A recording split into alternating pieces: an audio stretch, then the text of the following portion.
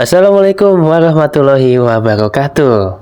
Perkenalkan, nama saya Muhammad Juda dari Prodi Pendidikan Warganegaraan dan Hukum, Fakultas Ilmu Sosial dan Ilmu Politik. Di sini saya akan menjelaskan kembali materi tentang transformasi digital, yaitu membahas tentang Big Data. Seperti biasa, saya akan menjelaskan pengertian terlebih dahulu tentang Big Data ini. Big Data merupakan kumpulan data besar dan kompleks dari berbagai sumber yang sulit dikelola secara tradisional. Data ini digunakan oleh perusahaan untuk menganalisis efisiensi dan inovasi. Dengan kemajuan teknologi, membuatnya lebih mudah diakses dan digunakan. Di dalam Big Data ini memiliki karakteristik yang mana data dianggap sebagai Big Data jika memiliki satu atau lebih karakteristik yang membutuhkan solusi khusus. Di dalam karakteristik Big Data ini terdapat 5 utama yang dikenal sebagai 5Vs, yaitu volume, jumlah besar data, yang mana salah satunya yaitu velocity, kecepatan pemrosesan, variety, beragam jenis data, veracity, keakuratan data, dan value, yaitu nilai data. Dalam volume atau jumlah data merupakan karakteristik penting dari Big Data. Dengan data besar, maka perusahaan harus memproses data tidak struktur dengan kepadatan rendah dan volume tinggi. Ini bisa berupa data dengan nilai yang tidak diketahui, seperti data eksperimen ilmiah atau penelitian, transaksi online, dan peralatan berkemampuan sensor, serta media sosial. Di dalam velocity, yaitu khususnya di lingkungan Big Data, dapat tiba dengan kecepatan tinggi dan kumpulan data yang sangat besar dengan terakumulasi dalam periode waktu yang sangat singkat. Dari sudut pandang perusahaan, kecepatan atau velocity ini dapat diterjemahkan ke dalam jumlah waktu yang dibutuhkan untuk memproses data setelah memasuki perimeter perusahaan. Untuk mengatasi arus masuk data yang cepat, perusahaan harus merancang solusi pemrosesan data yang sangat elastis dan tersedia, serta kemampuan penyimpanan data yang sesuai. Biasanya, kecepatan tertinggi aliran data ini langsung mengarah ke memori dibandingkan yang ditulis ke penyimpanan atau ke disk. Selanjutnya ada variety, yang mana variety ini mengacu pada banyak jenis data yang tersedia. Tipe data tradisional biasanya merupakan data terstruktur dan tersusun dengan rapi dalam database relasional. Dengan munculnya Big Data, data dapat hadir secara bervariasi dalam tipe data yang baru khususnya dan tidak terstruktur. Variasi data mengacu pada berbagai format dan jenis data yang perlu didukung oleh Big Data. Variasi data membawa tantangan bagi perusahaan dalam hal integrasi, transformasi, pemrosesan, dan penyimpanan data. Contoh variasi data diantaranya yang meliputi pada data terstruktur berupa transaksi keuangan, data seni terstruktur berupa email, dan data tidak terstruktur berupa gambar. Selanjutnya yaitu veracity. Veracity mengacu pada kualitas atau ketepatan data. Data yang masuk ke lingkungan Big Data perlu dinilai kualitasnya, yang dapat menyebabkan aktivitas pemrosesan data untuk menyelesaikan data yang tidak valid dan menghilangkan noise. Dalam kaitannya dengan kebenaran, data dapat menjadi bagian dari sinyal atau gangguan sebuah set data. Noise adalah data yang tidak dapat diubah menjadi informasi sehingga tidak memiliki nilai, sedangkan sinyal memiliki nilai dan mengarah pada informasi yang bermakna. Data dengan rasio signal to noise tinggi memiliki lebih banyak kebenaran daripada data dengan rasio yang lebih rendah. Data yang diperoleh dengan cara yang terkontrol, misalnya melalui pendaftaran pelanggan online, biasanya mengandung lebih sedikit gangguan daripada yang diperoleh melalui sumber yang tidak terkontrol seperti postingan sebuah blog.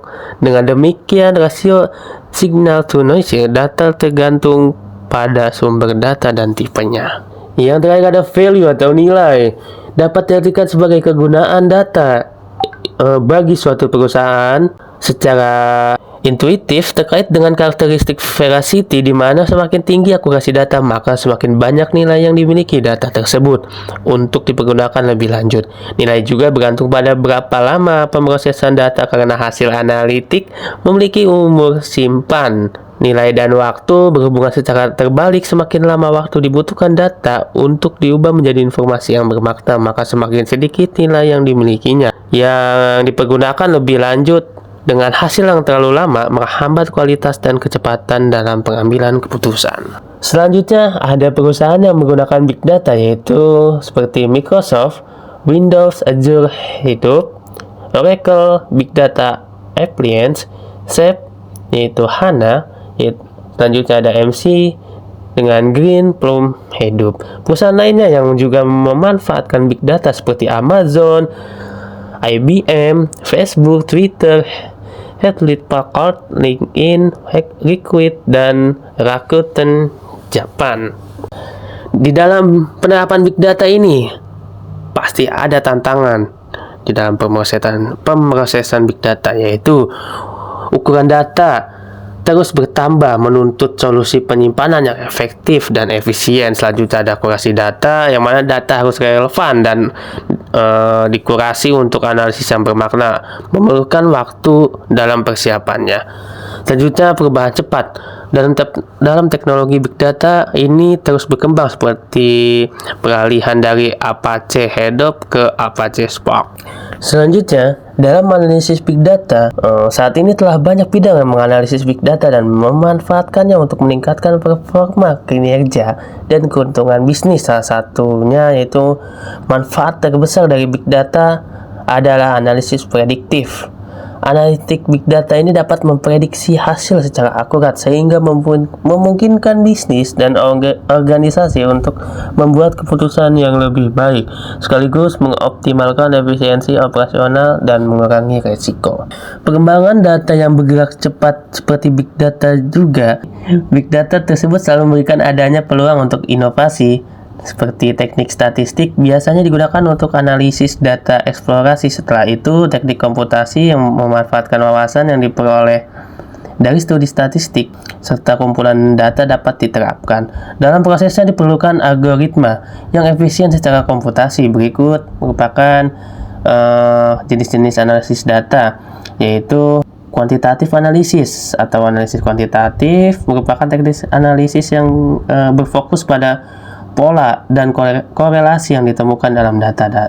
Teknik ini melibatkan analisis observasi dalam jumlah besar dari kumpulan data. Oleh karena itu, hasil analisis kuantitatif dapat diterapkan secara umum ke seluruh kumpulan data. Selanjutnya ada kualitatif analisis, yang mana teknik analisis kualitatif ini berfokus pada penggambaran berbagai kualitas data dengan menggunakan kata-kata.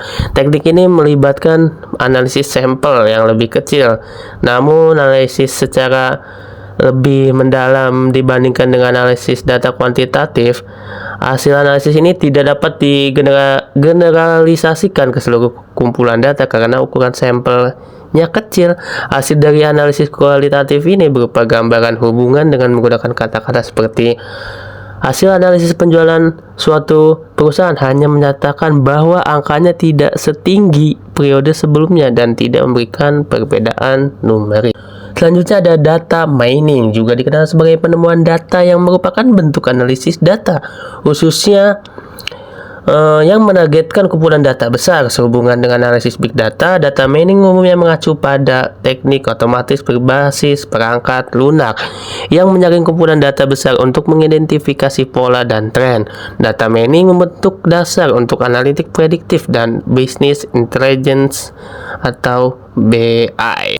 Selanjutnya ada statistical analysis, yaitu merupakan analisis statistik menggunakan metode statistik berdasarkan rumus matematika sebagai alat untuk menganalisis data. Analisis statistik paling sering bersifat kuantitatif tetapi juga dapat bersifat kualitatif. Jenis analisis ini biasanya digunakan untuk mendeskripsikan kumpulan data melalui peringkasan seperti memberikan median atau mode statistik yang terkait dengan kumpulan data tersebut.